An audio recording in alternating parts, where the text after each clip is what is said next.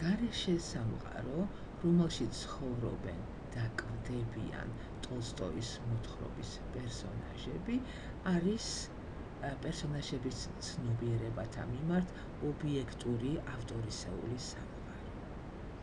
ქალბატონის ბინა, ავეჯი, ახლობლები, ექიმები და ასე შემდეგ ასახული არიან არა ისე, როგორც მათ ხედავს ქალბატონი, არამედ ავტორის თვალთახედვით. მეტლის სამყაროც, კოლხი, ხუმელი და ასე შემდეგ ავტორის პოზიციიდან განახული სამყაროს ნაწილია. ამგვარად, ტოლსტოის მოთხრობის მრავალპლანიანობის მიუხედავად, აქ არ არის არც პოლიფონია და არც კონტრაპუნქტი. აქ არის მხოლოდ ერთი შემეცნებელი სუბიექტი, ანუ ავტორი, ყველა დანარჩენი კი მისი შემეცნების ობიექტები არიან. დოსტოევსკის ეს თემა, რომ ამ თემის ხორჩესმის შემთხვევაში დოსტოევსკი არ ეკლავდა ამ სამ პლანს ერთმანეთში და აკავშირებდა მათ დიალოგური მიმართებებით. მეტლის ცხოვრებასა და სიკვდილს ის შეიყვანდა ქალბატონის თვალთახედვასა და ცნობიერებაში, ქალბატონის ცხოვრებას კი მეტლის თვალთახედვასა და ცნობიერებაში. მისი გმირები დაინახავდნენ და ჩასწვდებოდნენ ყველაფერს, რაც იცის ავტორმა, თვითონ ავტორი კი დაიკავებდა მათ მიმართ დიალოგურ თანაბარუფლებიან პოზიციას. ნაწარმოები მთლიანად აგებული იქნებოდა როგორც დიდი დიალოგი, ავტორი კი მოგვევლინებოდა როგორც ამ დიალოგის ორგანიზატორი და მონაწილე. და მოთხრობის სიტყვებში ასახული იქნებოდა არა მხოლოდ წმინდა ავტორისეული ინტონაციები, არამედ ქალბატონისა და მეტლის ინტონაციებიც. ესე იგი, სიტყვები ორხმიანი იქნებოდა და ყოველ სიტყვაში შევიგრძნობდით კამათის, მიკროდიალოგის და ასევე დიდი დიალოგის გამოძახილს. ბახტინი ცალკე განიხილავს ისეთ საკითხს, როგორიც არის იდეა დოსტოევსკისთან. მონოლოგურ მხატვრულ სამყაროში გმირის მიერ გამოთქმული იდეა და მონოლოგური მხატვრული სამყარო დოსტოევსკის სამყარო არ არის, როგორც ვნახეთ. მონოლოგურ მხატვრულ სამყაროში ვიმეორებ, გმირის მიერ გამოთქმული იდეა კარგავს თავის უშუალო ღირებულებას და იქცევა სინამდვილის ისეთსავე მომენტად, როგორიც არის გმირის ყველა სხვა გამოვლინება.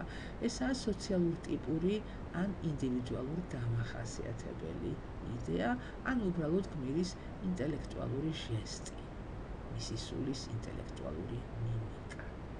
იდეა უკვე იდეა აღარ არის და იქცევა გმირის მხატვრულ დახასიათებად.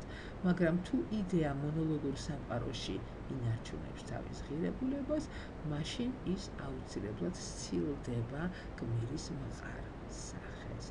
ის მხოლოდ გამოითქმება გმირის მიერ, მაგრამ ასევე შეიძლება გამოითქვას სხვა პერსონაჟის მიერ, როგორც სწორი, ღირებული იდეა და როგორც ასეთი, ის თვით ავტორის მონოლოგურ მსოფლმხედველობას განეკუთვნება. მონოლოგური სამყაროსთვის უცხოა სხვისი აზრი, სხვისი იდეა, როგორც ასახვის საგანი. ყოველივე იდეოლოგიური მასში იყოფა ორ კატეგორიად. აზრთა ერთი ნაწილი, ანუ სწორი, ღირებული აზრები, ავტორის ცნობიერების პირმშოა. ისინი ასახვის კი არა, მტკიცების ობიექტი. მათ ყოველთვის შევიგრძნობთ ნაწარმოების კონტექსტში. სხვა აზრები და იდეები, რომლებიც ავტორის თვალსაზრისით არასწორია, პოლემიკურად უარიყოფა ან გმირის დახასიათების საშუალებად იქცევა. მონოლოგურ სამყაროში არის გაბატონებულია პრინციპი tertium non datur.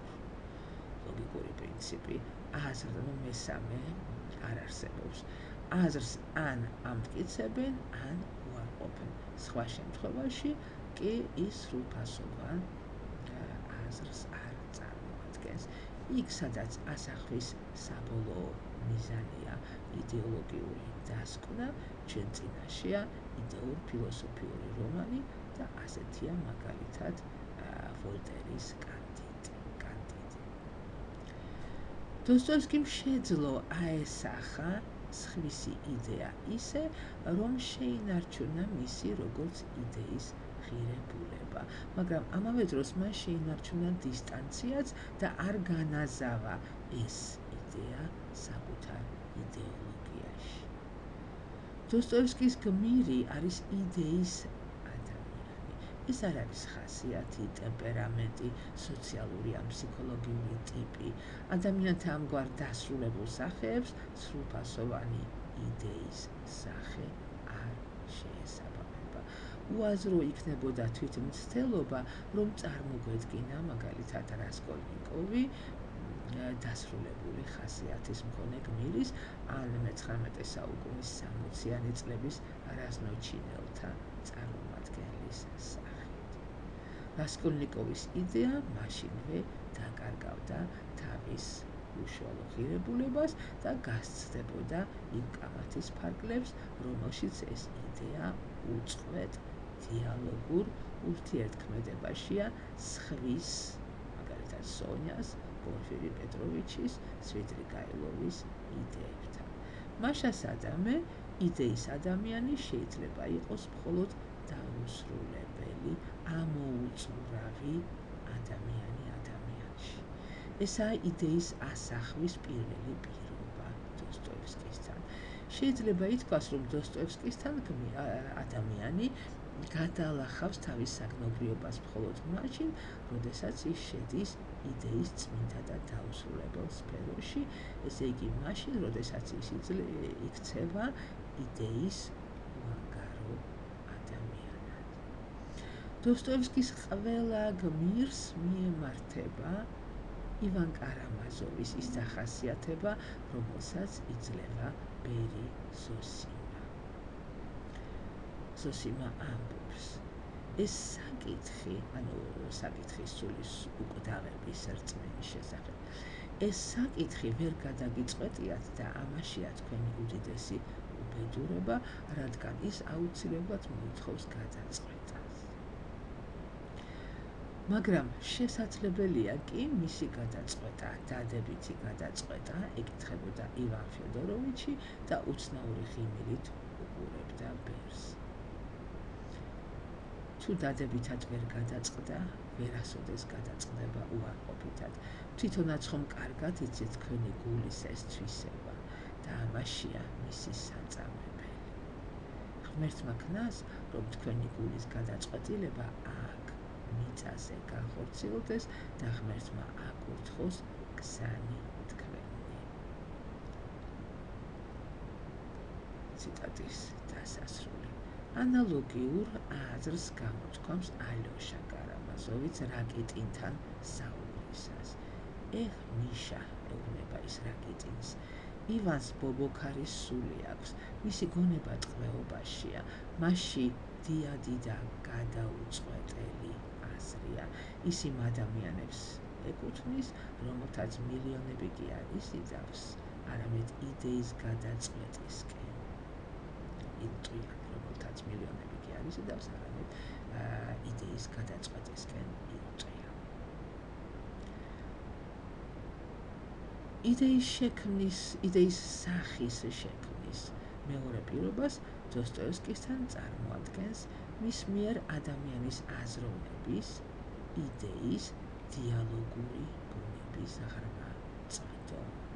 დოსტოევსკიმ შეძლო წარმოეჩინა, დაენახა და წარმოეჩინა იდეის სიცოცხლის ჭეშმარიტი სფერო. იდეა არ ცოცხლობს იზოლირებულ ინდივიდუალურ ცნობიერებაში. მხოლოდ მაშინ დარჩენისას ის, რა თქმა უნდა, გადაგვარდება და გვხვდება. იდეა იწყებს სიცოცხლეს, ესე იგი ჩამოყალიბებას, განვითარებას, ახალი იდეების წარმოქმნას, მხოლოდ მაშინ, როდესაც ის შედის დიალოგურ ურთიერთობებში სხვა იდეებთან. ადამიანის აზრი იქცევა ჭეშმარიტ აზრად, ესე იგი იდეად, მხოლოდ სხვის ცნობიერებაში დაბადებულ და სიტყვიერად გაფორმებულ სხვა აზრთან კონტაქტში.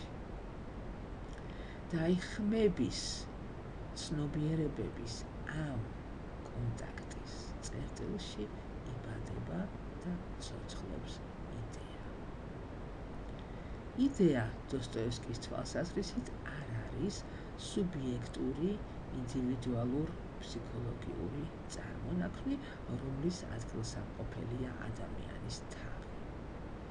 იდეა ინტერინდივიდუალური და ინტერსუბიექტურია და მისი მყოფობის სფერო არის არა ინდივიდუალური ცნობიერება, არამედ ცნობიერებათა დიალოგური ურთიერთობა. იდეა ეს არის ცოცხალი მოვლენა, რომელიც წარმოიქმნება ორი ან რამდენიმე ცნობიერების დიალოგური შეხვედრის წერტილში. ამ გაგებით იდეა წააგავს სიტყვას. ისევე როგორც სიტყვას, იდეა სჭირდება გაგონება, გაგება და პასუხი სხვა ხმების, სხვა ცნობიერებების მხრივ. ისევე როგორც სიტყვა, იდეა თავისი არსით დიალოგურია. მონოლოგი კი მისი გამოხატვის მხოლოდ ფორმალური, კომპოზიციური მაშასადამე დოსტოევსკი აზროვნებდა არა აზრებით, არამედ თვალსაზრისებით, ცნობიერებებით, ხმებით. ის ცდილობდა აღექვა და ჩამოეყალიბებინა აზრი ისე, რომ მასში გამოხატულიყო და აჟღერებულიყო